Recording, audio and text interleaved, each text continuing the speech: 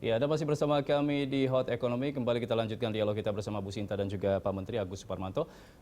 Bu Sinta, di tengah pandemi saat ini industri kita sedang down begitu, sedang slow down lah begitu.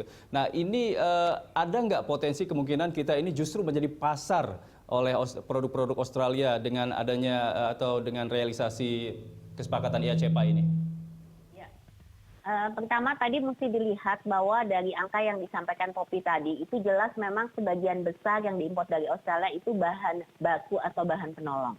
Berarti kita membutuhkan itu untuk bisa memproduksi atau mengolah produk kita di Indonesia. Jadi saya lihat bagaimanapun juga kita akan membutuhkan itu gitu. Jadi dengan adanya COVID ini, walaupun dengan adanya pandemi ini, kita pasti masih membutuhkan bahan baku mereka. Nah, tapi saya melihat ini adalah bargaining kita. Dengan situasi sekarang di mana kita sudah punya IACPA, ini kesempatan kita untuk bargaining bahwa mereka juga harus reciprocal. Jadi mungkin kebutuhan bahan baku kita lebih besar dari saat ini untuk barang-barang kita bisa ekspor ke Australia. Tapi ini kesempatan kita untuk bisa dengan Australia untuk punya satu perjanjian ya. Jadi dengan kata lain karena kita sekarang ekspor ini lebih tidak ada tarif, jadi nol tarif, tentu saja kan kita akan lebih murah untuk mengekspor ke Australia. Jadi barang-barang kita lebih punya daya saing, lebih kompetitif. Nah, this is why saya rasa kita benar-benar harus memanfaatkan ini untuk memapping kembali produk-produk kita apa saja yang bisa langsung immediate sebagai low hanging fruit bisa kita ekspor ke Australia dengan nilai yang lebih baik. Kedua, standar. Saya rasa ini yang jadi kuncinya juga. Jadi bagaimanapun juga kebanyakan masalah produk kita untuk ekspor, terutama produk-produk yang hubungannya dengan UMKM itu adalah standar. Jadi kita mesti segera mengefektifkan yang namanya economic cooperation kita yang berhubungan dengan standar. Untuk itu contohnya, saya memberikan contoh, kita ada yang namanya Trade Acceleration Program. Jadi pelaku usaha ini udah mulai melihat gimana nih caranya kita bisa mempercepat. Nah, salah satunya tadi kalau hubungannya dengan standar itu kita punya namanya IFIC ya. Jadi Food Innovation Program. Jadi di sini sudah dalam early outcome kita punya Food Innovation Program di mana produk-produk standar produk kita itu nanti akan terbantu untuk bisa diekspor ke Australia. Kami juga melakukan banyak sekali Market Assistance Program. Jadi bersama-sama dengan pemerintah kita ada Market Entry. Jadi Market Entry Assistance itu membuat workshop-workshop juga mengenai sebenarnya pasar Australia tuh pingin produk seperti apa. Jenisnya seperti apa. Nah, ini juga kita perlu untuk assist daripada pelaku-pelaku usaha kita di Indonesia. Tentu saja yang tadi disampaikan oleh Pak Mendak, kalau untuk produk-produk yang besarannya ya, seperti tadi ada produk furniture, elektronik, kemudian juga ada, saya lihat di sini juga salah satu yang besar adalah kesempatan kita untuk masuk dengan herbisida dan pestisida. Saya ini sesuatu yang cukup niche ya, gitu. Jadi dengan kesempatan juga pandemi seperti ini, produk-produk seperti pestisida ini kan tentu lebih banyak lagi dibutuhkan. Jadi ini juga kita mesti, makanya sekali lagi kita mesti mapping opportunity-nya nih spesifik produk seperti apa. Jadi sekarang kita sudah lakukan mapping di Australia, importing Australia, kemudian kebutuhan mereka dan eksportir dari Indonesianya. Jadi kita langsung sudah membangun database eksportir Indonesia yang siap untuk bisa mengekspor produknya ke Australia. Oke, baik. Saya akan tanyakan masalah mapping atau pemetaan produk-produk yang akan diekspor ke Australia ini ke Pak Menteri. Pak Menteri, seperti apa kalau misalnya dari pelaku usaha sudah memapping ini kira-kira produk yang akan diekspor ke Australia sudah ditentukan. Nah, dari pemerintah sendiri kira-kira apakah sudah memapping juga dan kemudahan-kemudahan seperti apa yang diberikan nanti kepada pelaku usaha?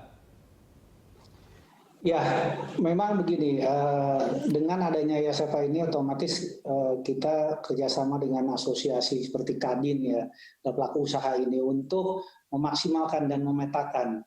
Karena di sini tidak hanya satu pihak, Pemerintah dalam hal ini memberikan fasilitasi saja dan kemudian juga mengencourage sekaligus juga memberikan pelatihan-pelatihan ekspor supaya kita menciptakan eksportir baru khususnya untuk ke Australia. Nah, kemudian juga memberikan informasi peluang pasar ekspor melalui kegiatan market intelligence yang dilakukan oleh para perwakilan Kementerian Perdagangan di Australia seperti Atas Perdagangan maupun ITPC, sehingga ini informasinya cukup akurat dan ini memberi bantuan terhadap kepada para pelaku usaha khususnya untuk yang menengah maupun kecil bahkan yang besar sekalipun, sehingga kita bisa memaksimalkan kesempatan ini. Intinya kita harus efisien sehingga kita juga bisa meningkatkan daya saing juga dengan meningkatkan kualitas SDM kita juga supaya mendorong easy doing business, jadi untuk memudahkan juga agar lebih efisien. Dan ini juga sebagai dukungan untuk mereformasi ekonomi kita supaya lebih baik, dan ini apalagi dengan situasi pandemi COVID-19 ini banyak beberapa hambatan-hambatan, namun kita yakin, saya optimis ini bisa kita lalui dengan tadi mengedepankan protokol kesehatan dan juga hal-hal tersebut kita bisa gunakan semaksimal mungkin. Pak Menteri, sebelum IACPA ini kan defisit perdagangan kita cukup dalam begitu ya antara Indonesia dan Australia. Nah, ini ada perjanjian khusus nggak seperti yang tadi disampaikan Bu Sinta ketika kita memang tergantung produk-produk bahan baku dari Australia, ada nggak di perjanjian dengan Australia bahwa Australia juga harus mengimpor produk dari kita dong? Jangan ke negara lain karena ini sudah ada perjanjian IACPA, jadi defisit kita bisa berkurang begitu Pak? Ya, justru itu Australia artinya apa? Mereka mau. Dan contohnya tadi ada peluang-peluang baru seperti buah-buahan, dan ini kan kita potensinya sangat besar dan mereka juga akan membutuhkan dengan otomatis standarisasi kita. Kemudian tadi import bahan baku. Nah, bahan baku ini juga artinya bukan berarti kita mengimpor lebih banyak itu kita defisit mungkin dengan Australia, tapi dengan kita meningkatkan surplus juga terhadap negara lain. Hal-hal inilah yang memang ada perimbangan. Jadi khususnya bahan baku ini kan tarifnya sudah 0%, ya, dan juga kita mengekspor juga ini untuk 0% dan ini sangat baik untuk kita lakukan, artinya pelaku usaha. Jadi banyak kesempatan di sini dan kita mapping tadi bersama dengan Akadin salah satunya ya, dan asosiasi serta para pelaku usaha yang menengah dan besar juga. Baik, Bu Sinta. Untuk perjanjian IACPA ini kan sudah berlaku realisasinya tanggal 5 Juli 2020. Dalam 8 hari ini apakah sudah ada manfaat yang dirasakan oleh para pelaku usaha untuk mengekspor ke sana? Atau sama agar bisa dirasakan manfaat IACPA ini? Jadi apa yang kami lakukan di Kadin Apindo, jadi kami ini sekarang sebenarnya sudah siap dengan membentuk, jadi kalau kita lihat sebenarnya dari perjanjian ini yang bagian sekarang udah selesai, udah masuk into force. Kuncinya ini sekarang ada di implementasi.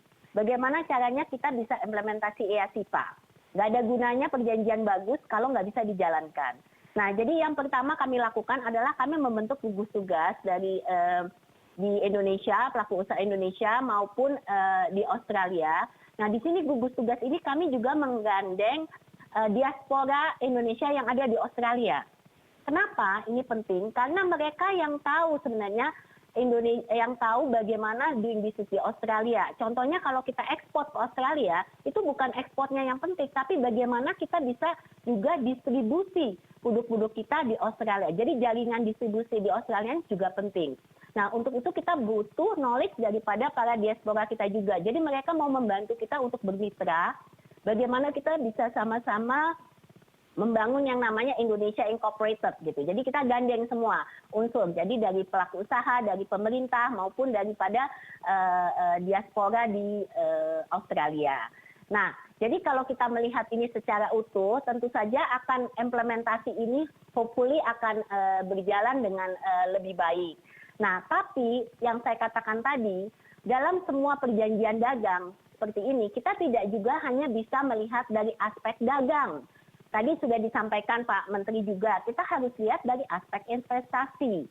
Jadi selain daripada kita membentuk gugus tugas untuk masing-masing ini, kita mesti lihat dari segi trade acceleration program kita seperti apa, tapi juga investment acceleration program. Karena salah satu tujuan kita adalah kita mau menarik investasi juga dari Australia ke Indonesia. Nah, untuk itu kita juga sudah identifikasi sektor-sektor apa di Indonesia yang kira-kira menarik buat Australia. Seperti contohnya, apakah itu di kesehatan, apakah pendidikan, seperti sekarang kan kemarin Monash University sudah confirm mau masuk ke Indonesia. Kemudian dari segi IT juga kita lihat banyak sekali digital ya, yang mereka juga sangat tertarik, pariwisata. Jadi ada beberapa sektor yang kita fokuskan. Ini tentu saja butuh waktu. Jadi kalau kamu bilang apakah dalam 8 hari sudah ada langsung, ya mungkin ada 1-2 company yang bisa memanfaatkan, tapi tidak, ini semua butuh waktu. Makanya saya pikir prosesnya ini yang harus kita berjalan, dan saya rasa pemerintah juga memberikan banyak fasilitasi ya melalui FTA Center yang sekarang sudah ada di 5 kota di Indonesia. Ini juga bisa bantu pelaku usaha daerah untuk bisa memanfaatkan. Bu Sinta, tadi gugus tugas ini hanya pengusaha saja atau juga melibatkan pemerintah? Dan kemudahan seperti apa yang dibutuhkan saat ini oleh para pelaku usaha untuk IACEPA ini? Halo, tadi pertanyaannya kemudahan apa untuk pelaku usaha? Dibutuhkan oleh pelaku usaha, singkat saja Bu Sinta. Kemudian apa yang dibutuhkan pelaku usaha untuk dengan Australia? Jadi tadi kita perlu adanya fasilitasi dari segi pemerintah, pertama untuk dari segi sosialisasi ya. Jadi kita perlu lebih tahu lebih banyak mengenai substansi daripada perjanjian ini. Jadi kita mesti banyak sosialisasi. Kedua, kita perlu banyak dari segi perizinan. Jadi dengan udah adanya perjanjian ini sudah bagus, saya rasa pemerintah harus dukung dengan mempermudah perizinannya sendiri. Jadi kalau kita mau ekspor ke Australia, bagaimana supaya perizinannya juga dibantu. Jadi ini dari kementerian-kementerian lain juga perlu membantu ya. Jadi untuk bagaimana caranya supaya koordinasi dan juga birokrasi yang saat ini jalan juga bisa mempermudah ekspor kita ke sana maupun kebutuhan-kebutuhan kemitraan yang nantinya bisa berjalan. Dan yang terakhir mungkin yang paling penting adalah kita memang perlu sinergi ya. Jadi dengan kata lain mohon dari segi pemerintah juga mendengar. Ini kan satu proses yang harus berjalan, kira-kira masalah-masalah apa yang kami hadapi di lapangan untuk juga dari G2G level. Jadi kadang-kadang bisnis to bisnis bisa jalan, tapi perlu ada intervensi dari G2G kalau ada hal-hal tertentu yang kita perlu perhatikan. Baik, Bu Sinta, terima kasih.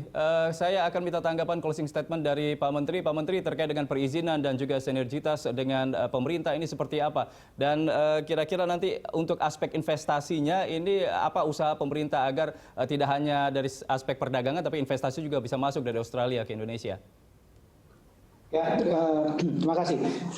Memang begini, untuk memudahkan bagi pelaku usaha mengekspor, kita memberikan kemudahan-kemudahan ya, antara lain adalah registrasi, kemudian juga untuk memudahkan ini kita memberikan sosialisasi tadi, dan juga bimbingan untuk meningkatkan bagaimana kualitas produknya bisa ditingkatkan, dan juga kita ada pembinaan-pembinaan lainnya untuk khususnya di perdagangan ini. Nah, mereka juga kalau ada kesulitan, ini juga akan bisa kita lihat di mana problemnya sehingga kita bisa akses ke pasar Australia ini.